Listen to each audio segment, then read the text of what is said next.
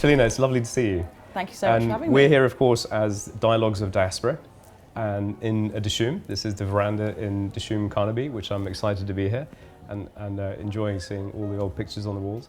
And I'm looking forward to us just chatting. I think we're going to shoot the breeze on history and always the Beatles and maybe Churchill. Maybe by the end we can get ourselves cancelled. Yeah. If we work hard at it. Churchill always weaves his way into the conversation somehow. He's got to be there, doesn't he? Yeah. He's such a towering figure of 20th century history. So my name is Shamal. Just for the cameras that are around, and I'm one of the founders of Dishoom, and delighted to be here in that respect and have a really deep interest in history. I'm really happy to be sitting here with a great friend, Shalina, who is a history teacher, and why don't I let you introduce yourself?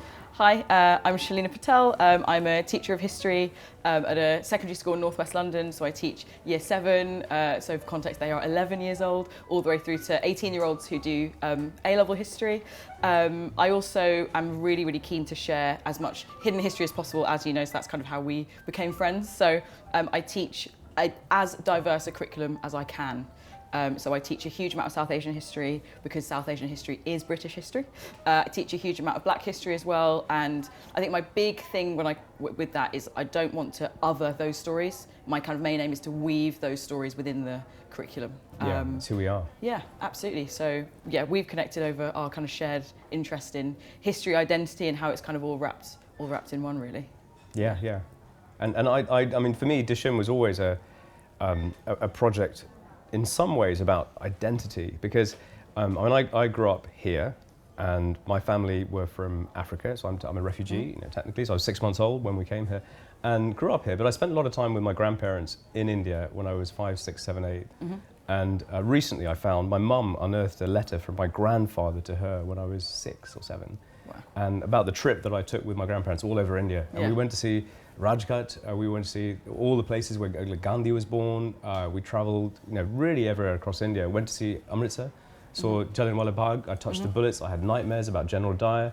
But funnily enough, as I'm looking back, Dishoom, our restaurants, and we now have 8 restaurants, each one of those feels like an exploration of my cultural identity. And going back to Bombay particularly, because I spent a lot of time there with my grandparents, but an opportunity really to deepen my relationship and understanding of my past and my roots. And I'm sort of happy to be here in London doing that, because I'm a proud Brit, I really am. And at the same time, I'm really, really proud of my Indian heritage.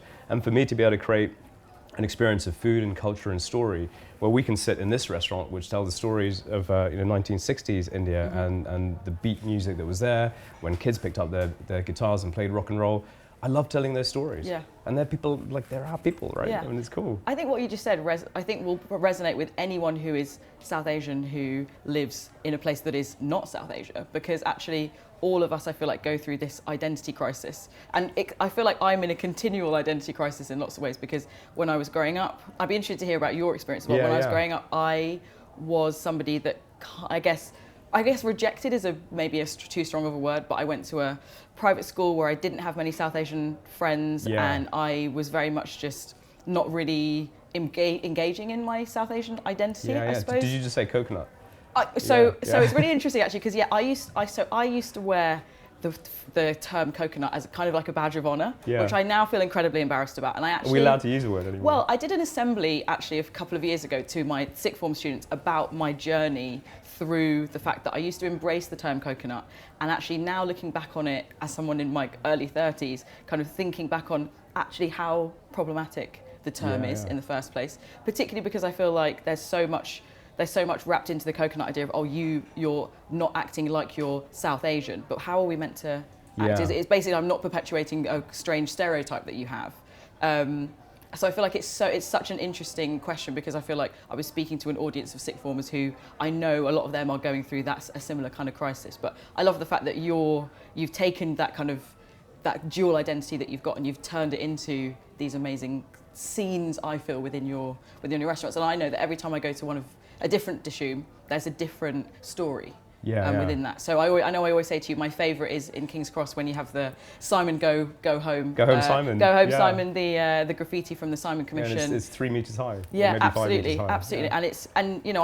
I love sitting there eating a Dishoom, looking at it and just thinking there's probably quite a few people sitting around here who have no idea that actually this is a huge nationalist slogan that was a big fingers up to the British government. 1928. Can we talk more about women and their underrepresentation in all these stories? Yeah, absolutely. And I am a huge, I'm a huge advocate of including South Asian women in the curriculum, because South Asian women were not featured in my entire school experience, except when it came to honour killings. I think that was the only time that brown women were mentioned in my entire Mata schooling. Hari. I always grew up thinking Mata Hari was Indian. No, Mata Hari she was a South never Asian woman in my sort of schooling. No, Mata Hari never made it into my Asian school. at all. No, not at all. Yeah, not at all. nothing to do with. So yeah, when I was at school, I never saw any South Asian women within the curriculum at all. And it was only really when I got to university and I started learning about the empire that I saw that actually there were plenty of South Asian women that were there, present, and actually really heavily involved. So, for example, on your wall of nationalist heroes in King's Cross Dishoom, you've got Sarojini Naidu. The great Sarojini there. Naidu, And I teach my year 8s about Sarojini Naidu, and what I do when I'm teaching my students history, I'm also trying to make sure that they're understanding that what I'm teaching them is not what they would be learning in another school. Yeah. So I try to make that really clear to them. And they already know that because I never use textbooks, because none of these stories are in the textbooks. So with Sarojini Naidu, what I do is I tell them her story, and we talk about that she was the Nightingale of India, etc. And what I do with them at the end of the lesson is I get them to talk about why she was so important. And then what I do is I Google image her. And when you Google image Sarojini Naidu, so many images of her are her standing next to Gandhi, centre stage. And I say to them, why is it that despite the fact that she was present, we have the images of her right in the centre of this nationalist movement, why is it that the only name that we know is Gandhi or Nehru, or the men of the story are kind of centre stage, but actually she was there throughout everything. She did so much to support women, female suffrage. She did a huge amount of it in Britain as well. You know, she had so many connections with women who were doing things over here, but yet her story is not. I know that I know her birthday celebrated in India, for example, but I don't think that many people from the diaspora certainly know about Sarojini Naidu. So I try to make sure that I'm not only telling my year 8s about her, but they're getting an understanding of, okay, she's missing from the narrative, but Miss Patel's placed her back in the narrative, and they can kind of move forward with that. But for me, South Asian women feature in some of my favourite contexts of history. So anyone that knows me knows I'm obsessed with Safai Duleep Singh, the suffragette, and it still astounds me that I was a history teacher for maybe 5 years. And you didn't come across her? I never came across her. And now you're her champion. Yeah, I absolutely champion her. Can you give us a minute on her? Yeah, so Safai Duleep Singh was the goddaughter of Queen Victoria. So first of all, it's not as if she had no connections. You know, you might recognise the Duleep Singh name in the first place as well. Her father was Maharaja Duleep Singh, who was exiled from India by the British, and he had all sorts of confused identity. This is another tangent. Their family history is absolutely fascinating. Dr. Priya Atwell writes a lot about their family, and Safai Duleep Singh she lived in West London, and she was not only a card-carrying suffragette, she was a really important suffragette. She sold the Suffragette newspaper outside Hampton Court Palace every day in her fur coat and her hat. She was featured in newspapers and magazines because she was really stylish and really fashionable, and she had these award-winning Pomeranian dogs. We need to make a film about her. We absolutely have to make a film about her. She was incredible. She tried her hardest to get arrested because as the suffragette mantra essentially was, the more that we're arrested, the more we're going to be written about. But Churchill, there we go, Churchill's in on the story already. Churchill, because she was the goddaughter of Queen Victoria and she was very famous, she tried to get arrested. So she tried to throw things at Asquith. She was there on Black Friday when the suffragettes were being attacked at Westminster. And she wrote to Churchill all the time, and there's archival evidence of him writing writing and saying, "Shut her down." And we know that the reason for that is because he made it very clear she cannot be arrested because it will be far too embarrassing, because she has those royal connections, and so we've just got to try and silence her. But it didn't stop her. She was taken to court several times for refusing to pay her taxes, because of course the suffragettes argued, rightly so, why should no taxation without representation? And that was her mantra. She made this amazing speech at court saying that, why should I pay my taxes? We should collaborate on the screenplay and the film. We definitely should. She's incredible. She did so many amazing things. And again, we have photographs of her. I know that there are dresses of hers that are kind of available on display.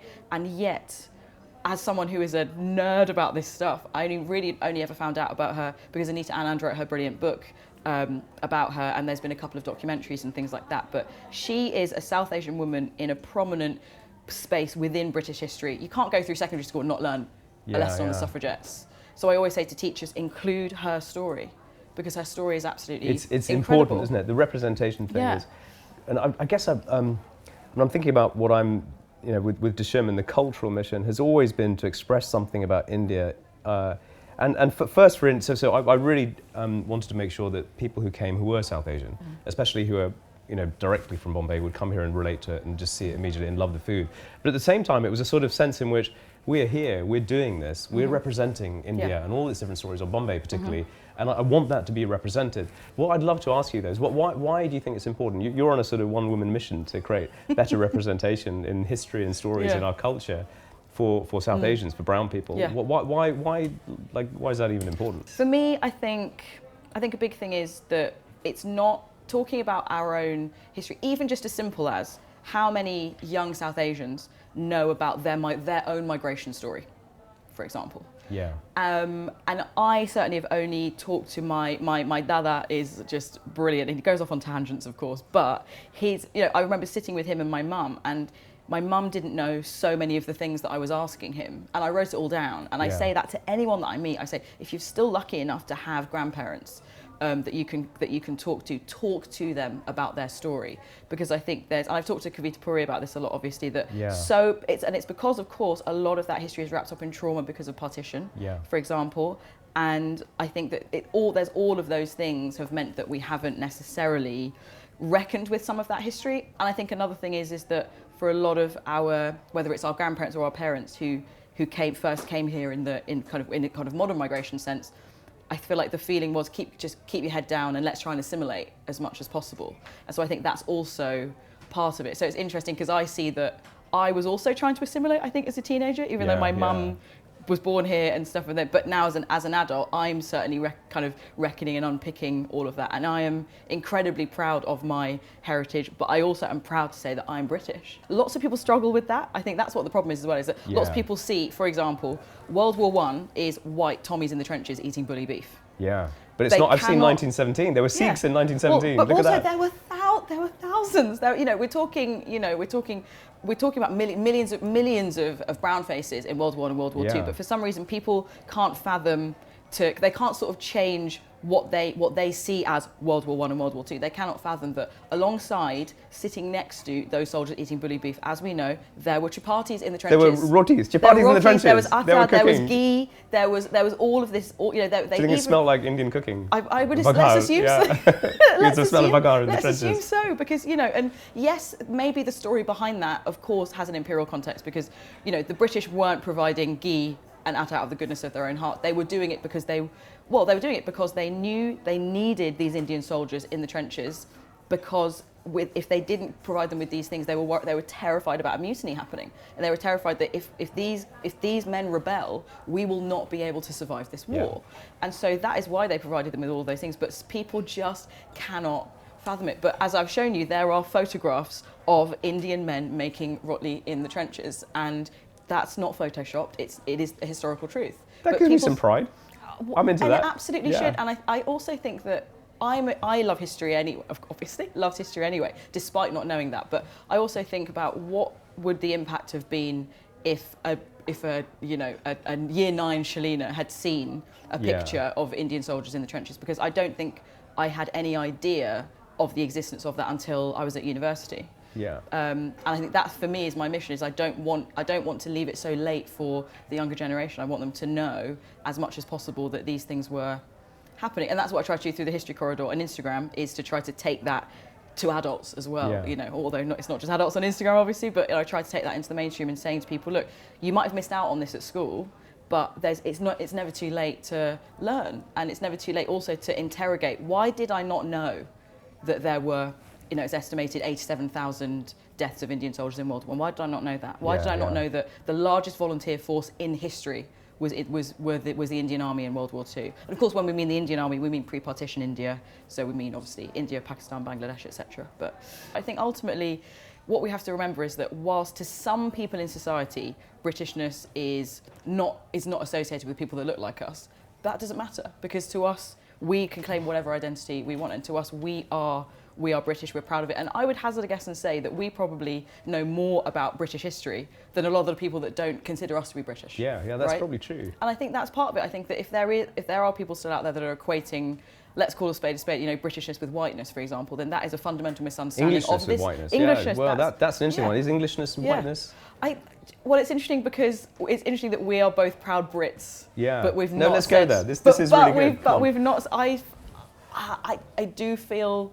I don't know. I do feel slightly uncomfortable identifying with being English. Yeah. For some reason, Is that because it's an ethnic identity? I think so, and so I think for me, as someone I've born and bred in London, still live here. My identity is very much as a Londoner. Yeah. And and I see myself as a proud Brit. Definitely. So I've got a different view.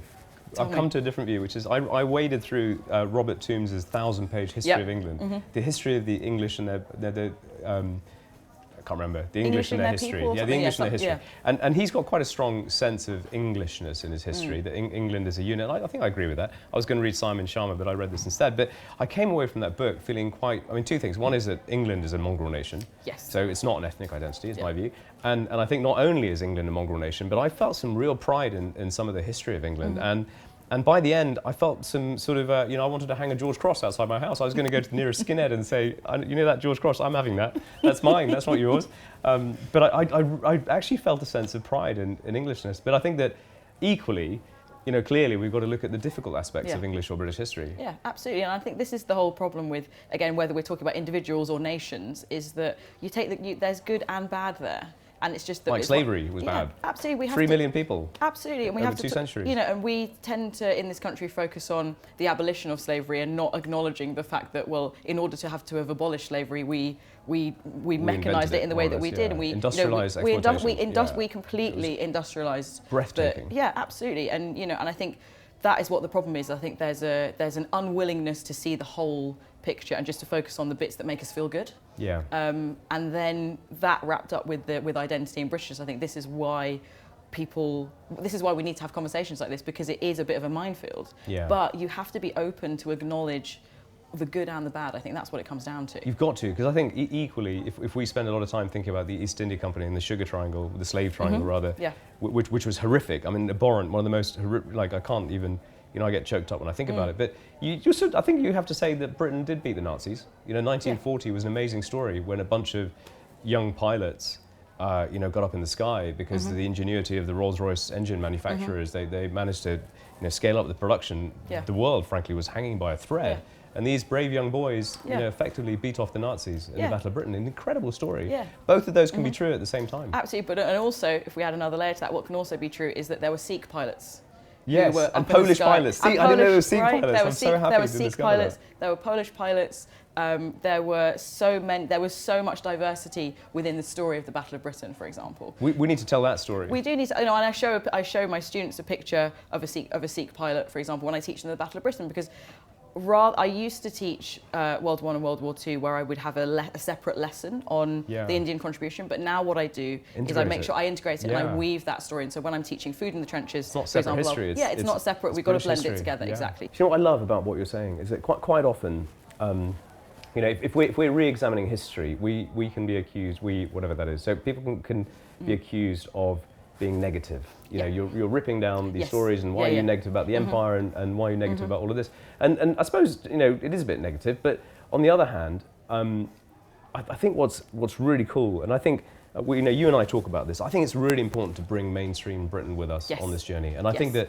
And it can move. The Daily Mail was up in arms about Windrush recently, and I think that's important. It's really good. Stephen Lawrence as well, and I think that telling these positive stories is a way to reframe things. And I think maybe the media doesn't do it enough. I would love to see a film made. Yes.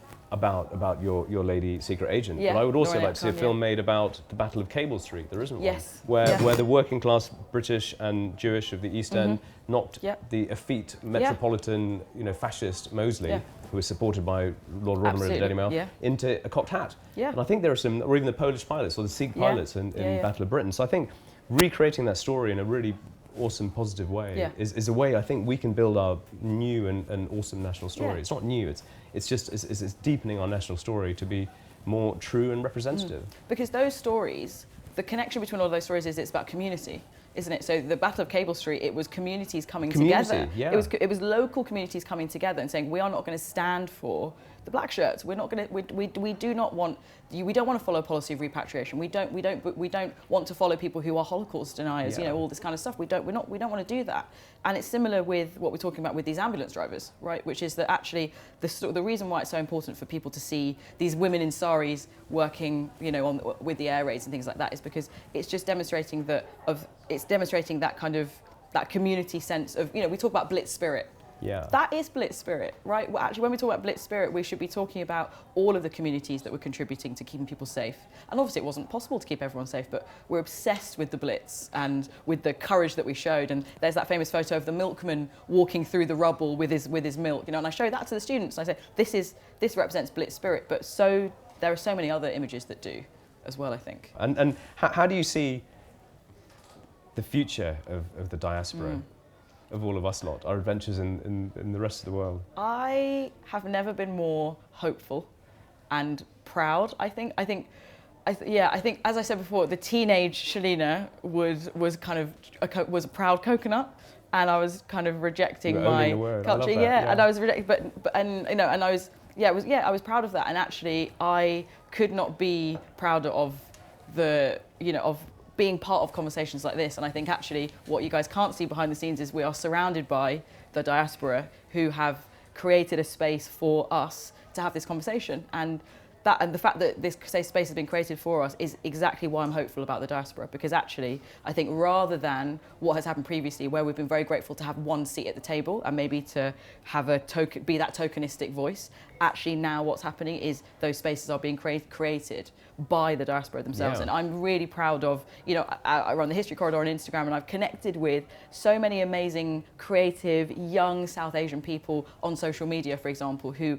are hungry for representation, but they're not asking for it anymore. They're making it themselves. And I think that's absolutely incredible, and it makes me really, really hopeful for the future, because obviously I am in front of my classes every day, who are 90% of whom are from ethnic minority backgrounds, and I think it is amazing to be in a space today where we're surrounded by young, creative South Asians who are doing this kind of work that I think doesn't necessarily match with how people see us. Yeah, and that has to change. Yeah, I think it goes back to also something that you were saying earlier around being very positive. I think this is a very positive thing. I think creating these spaces, telling these stories, engaging in a way that will move the needle in mainstream Britain is really important, and engaging in subjects. I mean, I think that there is a tendency occasionally on the left to want to not engage in difficult subjects or to cancel opinions, but like we should engage, because I think we've got a good case here. Like we should have the courage of our convictions, and things are nuanced. You know, like Churchill is clearly a nuanced sort of thing that we have to think about. But I'm quite excited,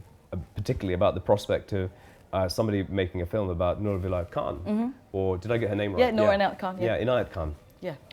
Mixing her up with a musician, but so Noor Inayat Khan's story, or the story of the Sikhs in the Battle of Britain. I think these films will be made, and they'll be really, really cool. Yeah. And I think that is an addition. It is it makes the culture richer for everybody. Absolutely, and that's what we need. I think that what I see is that the South Asian diaspora themselves are hungry for this knowledge about our history and want to find out more. And I think the next step is what we've said before, which is that seeping into the mainstream, so that we don't have another scenario where we have another 1917 where there's an uproar about one Sikh soldier. What there should have been uproar about was that there was only one. Yeah. And that is so I've got to ask, have you got a book in you? So I do, yes. So are you working on one? I'm working on a book at the moment, which is my attempt to kind of write the history that I teach my students to an adult audience, to give people the opportunity, because unfortunately you can't all come to my classroom. So it's giving you the opportunity to come to my classroom. Not a BBC series at the moment, but I'm hoping that with these stories, hopefully we can get these stories in lots of other mediums as well, because there's just so much there that is not told. And I just think it would make such a difference to not only people that look like us, but everybody else. That's what's really important to me. Yeah. I want everyone to, read what I write on the History Corridor, to engage in this history, because it's as important as for non-South Asian people as it is for us. Shelina, it was awesome chatting to you. I loved it, and I know when we meet, it's often like this, but this was particularly cool, and I'm grateful for your friendship as well. Thank you so much for inviting me, and I feel like we name-checked Churchill quite a few times, as we always do, but happy to talk history and identity anytime.